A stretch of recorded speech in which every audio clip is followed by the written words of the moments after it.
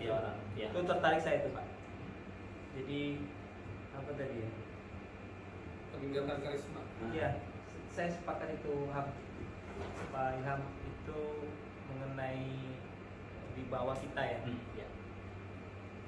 Saya mau nanyanya gini, apakah seorang pemimpin di lapangan yang terlalu dekat dengan anak buahnya itu tidak bagus atau bagus? Karena orang kita di Banjar sini terutama Pak, atau orang Banjar pun di Indonesia lah pada umumnya, itu rasa tidak enakannya dominan. Sehingga saya bisa tanya di sini mungkin tidak ada yang pernah kasih warning ke anak buahnya. Padahal itu dibekali. Pun kalau ada sanksi yang sudah berat itu larinya ke HR. Karena saya tahu pasti rasa tidak enaknya luar biasa. Bagaimana nanti kondisi selanjutnya, nanti proses kerjanya bagaimana, begitu kan? Itu yang terjadi. Nah, maksud saya kecenderungannya kan menjadi tidak tegas dalam artian saya ya. Sehingga juga ada efek negatifnya, kita tidak dihormati secara penuh oleh bawahan langsung kita. Ya. Gitu Pak. Nah maksud saya itu apakah memang benar seperti itu atau sebaiknya bagaimana kita berperilaku sebagai pengawas di lapangan, pemimpin di lapangan? Apakah boleh terlalu dekat dengan anak buah atau bagaimana, kita tengah-tengah atau bagaimana? Karena nanti kalau bercanda terus dengan anak buah, kita ngomong nggak didengar tuh, seolah-olah bercanda gitu. Ya.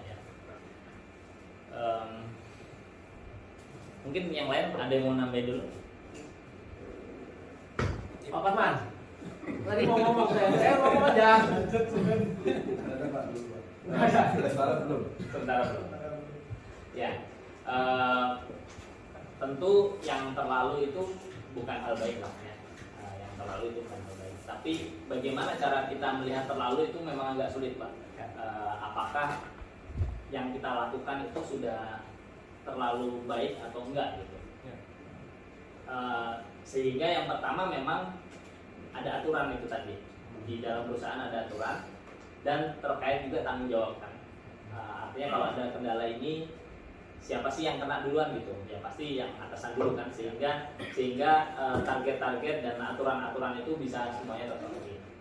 Nah tapi bukan berarti bahwa kita jadi nggak baik, itu nggak juga.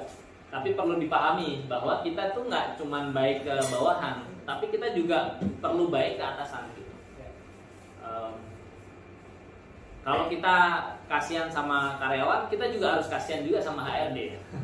Jadi kalau misalnya si karyawan ini dibiarkan melakukan hal seenaknya, kalau ada kendala, dia kan akan dilempar ke HRD. Contoh kasusnya tadi disampaikan kan kira-kira gitu Pak ya. Ketika kita nggak bisa menyelesaikan ini. Sehingga kita juga harus mikirin nih, bagian HRD itu akan terlalu sulit nantinya untuk beresin masalah bapak ini. Sehingga sebelum masalah si bapak ini terlalu berat, kita beresin dulu. Termasuk tadi alat-alat yang diberikan, bisa melakukan warning, bisa mungkin punishment tertentu ya Pak ya. Yang penting kita paham punishment setahap apa secara aturan yang bisa kita lakukan. Itu memang alat yang ada, yang kalau di dunia psikologi kepemimpinan memang diberikan gitu. Reward and punishment kan, sehingga yang first thing first kita paham dulu aturannya, mana yang boleh kita lakukan, mana yang tidak boleh kita lakukan. Tapi di lapangan mungkin bapak-bapak lebih paham gimana caranya, atau tipsnya mungkin dari bapak-bapak nih. Nah, ini Al nih gimana? Ayo di trigger nih, siapa yang mau nyampaikan pengalaman, mungkin ada. Pak Ilham, saya lihat Pak Ilham bisa bicara. Share lah di Powerhouse bagaimana? Pak, tetap menjaga gap, Ya. itu tetap harus ada. Terus kita memerlukan si dominan tadi. Ada kalanya kita serius, ada bercanda. Ya. Kalau memang waktunya serius di situ nggak boleh ini. Apalagi di dalam tanah. Iya, area-area resiko. Area risiko. Harus ada danger. Tapi kalau di sini kasusnya kira-kira sampai tahap apa Pak, yang nggak enakan itu sampai setahap apa? Enggak, kita di sini kondusif sebenarnya Pak, tapi itu hal yang lumrah terjadi khususnya di Kalsel menurut Ya. saya ya. Apalagi kalau sudah Terlalu akrab. terlalu ya kita tuh terlalu baik orang kita itu terlalu baik, jadi kadang tidak enak. Wah ini nanti saya ambil contoh ya, kita tuh ada orang yang dapat izin masuk hari Minggu sama yang kita enggak, kan gitu kan. Ada prosedur itu mana yang nanti tidak perlu ini masuk karena hari Minggu kita loadnya lebih rendah. Itu tuh harus ke HR dulu tuh yang ngecoret tuh, bukan dari pengawas, bener nggak? Karena nggak enak kan. Nanti kalau Pak Kacau yang coret, wah nanti nama Pak Kacau yang coret, nanti income saya tuh overtime saya berkurang tuh. Jadi HR harus seleksi dulu. Menurut saya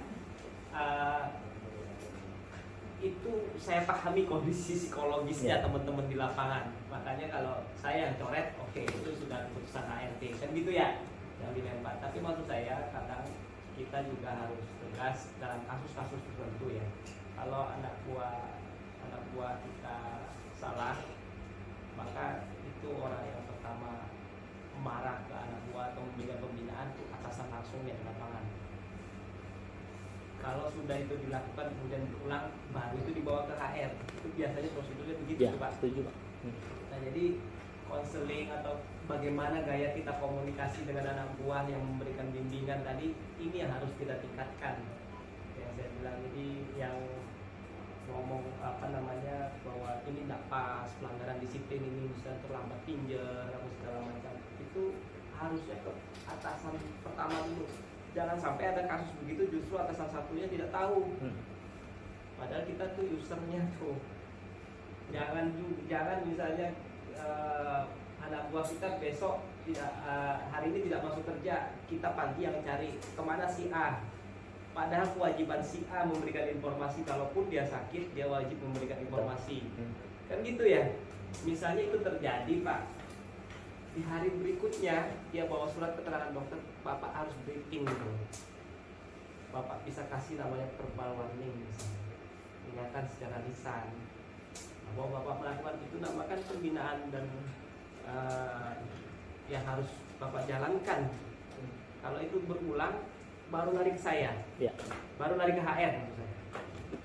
Nah itu yang mungkin harus kita ini kan sama-sama teknik-teknik komunikasi seperti itu, Pak. Yang harus kita tingkatkan di lapangan. Itu sih biar kita dapat poinnya ya. Ini contoh tadi. Ada yang setuju nggak? Ada yang sudah setuju dengan saya tadi atau semua setuju? Bukan, semua setuju saya Pak Ucol ini. Nah tadi saya bilang intervensi, saya juga peserta di sini. Saya melihat secara globalnya begitu. Kendala teman-teman di lapangan, saya rasa begitu. Betul nggak, Pak Ucok? Hah? Wow. Jangan-jangan blank nih ntar.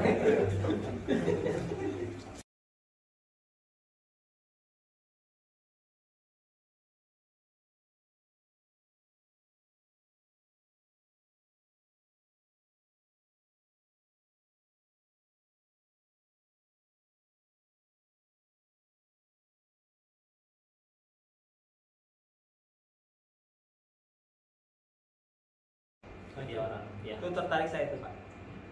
Jadi apa tadi ya?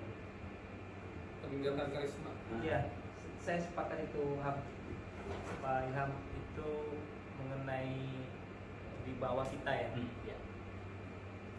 Saya mau nanyanya gini, apakah seorang pemimpin di lapangan yang terlalu dekat dengan anak buahnya itu tidak bagus?